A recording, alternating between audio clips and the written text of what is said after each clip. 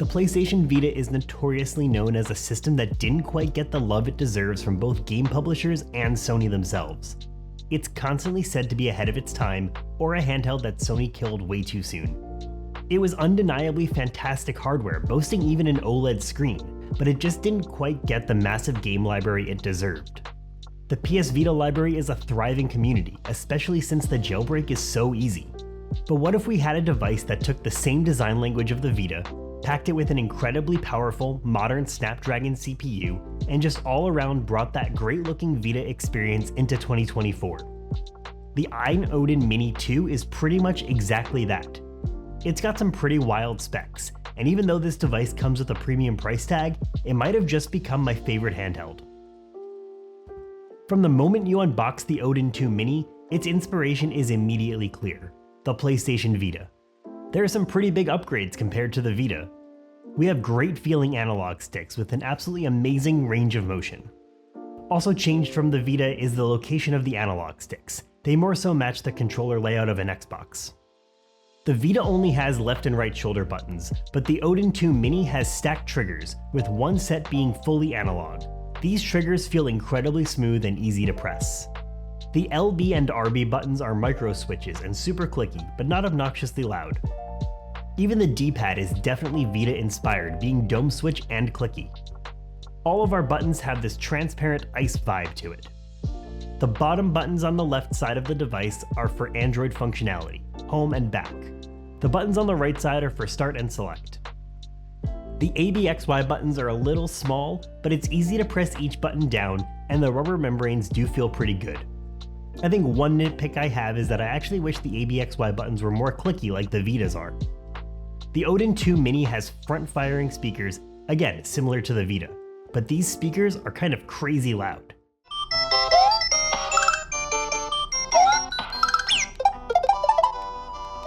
But the volume steps are a good range, so you can make it that perfect volume, but also crank it up if you need to.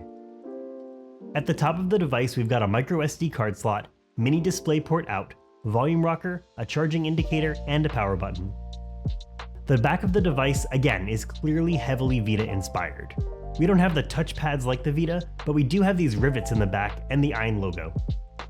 The back is also where we've got our active cooling ventilation. One of the standout features of the Odin 2 Mini is its screen. It's a 5-inch mini LED panel. This is the first time I've ever seen a mini LED panel in person, and it's outright mind-blowing. The screen is insanely vivid and unbelievably bright. It's a full 1080p screen with the ability to reach 1100 nits of brightness. It's not OLED, but honestly, I can't even tell.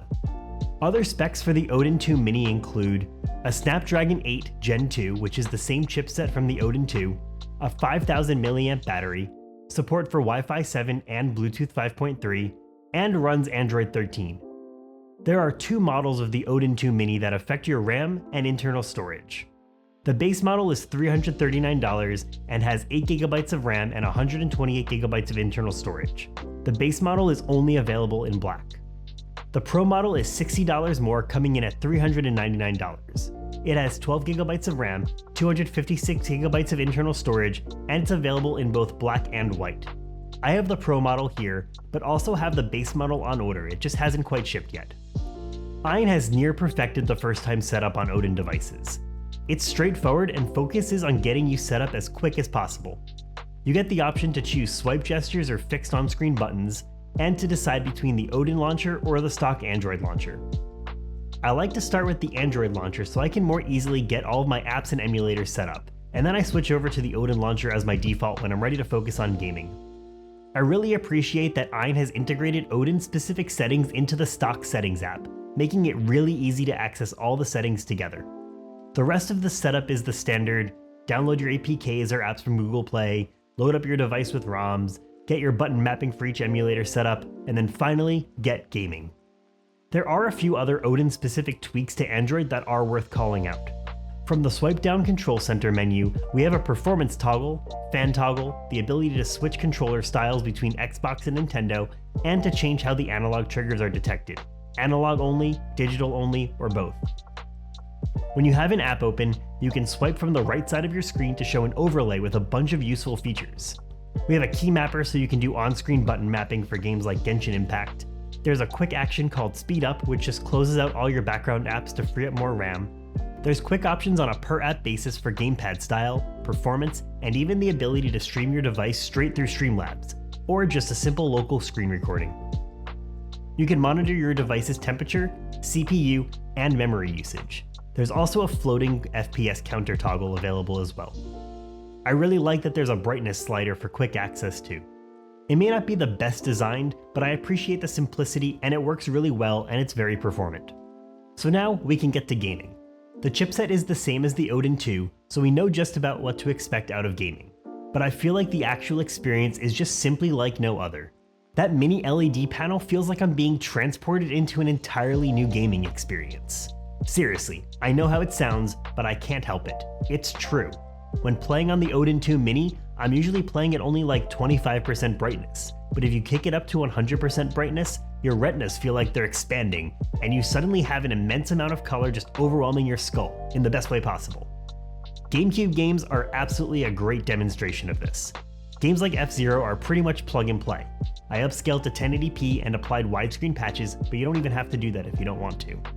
The game ran full speed for me right from the get-go. The Legend of Zelda Wind Waker is a game that really shows off the vivid mini LED screen here. I always get hung up with all these different devices and it's rare I sit down and play a game from beginning to end, but I really think the quality of this screen is going to get me to finally play these games fully through. PlayStation 2 is no problem for the Odin 2 Mini either. I feel like in general PlayStation 2 games aren't as vibrant of a showcase, but performance-wise, you're simply going to be able to play tons of your favorite PS2 classics.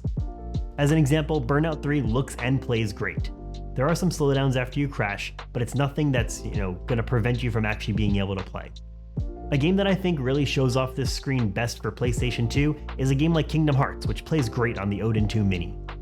PlayStation Portable can be cranked up to 1080p render resolution and runs incredibly smooth. Since this device is so Vita inspired, we had to try out the Vita 3K emulator. It's still under heavy development and the game compatibility list isn't very high quite yet, but I can definitely see its potential. You won't be able to get games like Uncharted up and running, but this emulator is getting updated constantly and I'm excited for it to eventually have a higher compatibility list. Since we're looking at the full spectrum of Sony systems, we might as well just reinforce how great PlayStation 1 games run here, especially when they're upscaled with widescreen patches. Game Boy Advance is clearly not going to have any issues on this device, but it's just another system that has a really great color palette to show off this incredible screen. Super Nintendo with widescreen patched games are another great showcase on this device.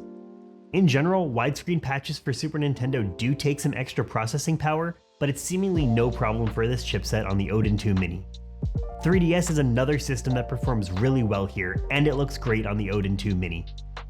You're going to find a lot of games that work right out of the box for 3DS, and you can even bump up that render resolution quite a bit.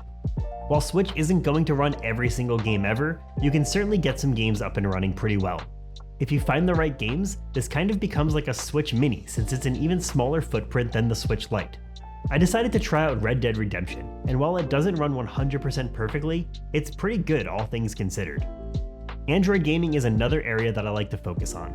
One of my favorite things about Odin 2 that carries over to the Odin 2 Mini is how they set up the controller. I'm not sure what kind of magic they have here, but Call of Duty Mobile actually detects a controller, so you don't need to worry about using the keymapper. It also feels a little bit more fair since you get paired with other players with controllers attached as well. You can bump the graphical fidelity and get some pretty high frame rates from the game as well. We do max out at 60 FPS because the screen is only 60 Hz, but we get a decently stable 60 FPS throughout the game. Genshin Impact doesn't have controller support on Android, so you do need to go through the button mapping experience. Ayn's button mapping software though is top tier. Similar to the rest of their experience, it's not necessarily the best UI, but the user experience is good. You can pretty easily figure out how to get the controls mapped nearly perfectly.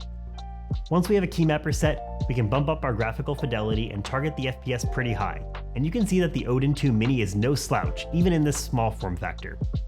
Remote play through either Steam Link or Xbox Game Pass is equally as good of an experience as long as your internet speed's supported. I'm definitely a fan of the Odin 2 Mini, but I do want to take a step back and compare it to the Odin 2 that we got earlier this year. They have a lot of similarities like the controls and the chipset, but there are some discernible differences. The Odin 2 is definitely more ergonomic with grips on the back, but I wouldn't say that the Odin 2 Mini is uncomfortable. This might just be because I'm used to playing on a Vita from back in the day, but I didn't find long play sessions uncomfortable on the Odin 2 Mini. The Odin 2 also has a 6-inch screen. Compared to 5 inches, that doesn't sound like a big difference, but it is. The Mini's screen is noticeably smaller and the bezels don't really help. But I do think the Mini LED screen is such a standout feature. Another fairly big difference is the battery. Odin 2 has an 8000 mAh battery, but the Mini only has a 5000 mAh battery. While the Odin 2 will definitely net you longer play sessions however you cut it, I do think that the Odin 2 Mini battery life is long enough. Both devices don't lose significant battery life when in sleep mode, so you can get a pretty long standby time on both as well. The Odin 2 base model can be picked up for $299. The Odin 2 Mini base model is $40 more. The Odin 2 Pro comes in at $369. This is $30 less than the Odin 2 Mini Pro model. You'll have to shell out an extra $30 if you want the Pro model of the Odin 2 Mini Pro. While it's not a huge difference, we are talking about spending Steam Deck prices for an Android handheld no matter which Odin you're looking at.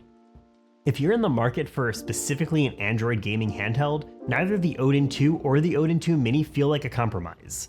I can see reasons to choose either form factor. Both Odins are top-tier Android gaming handhelds that have excellent performance, and they should be powerful enough for quite some time. For me, the standout features of the Mini are worth the extra cost. When you compare the models of the Mini, I can't see a real reason to go with the base model when the Pro is an additional 4GB of RAM and double the internal storage.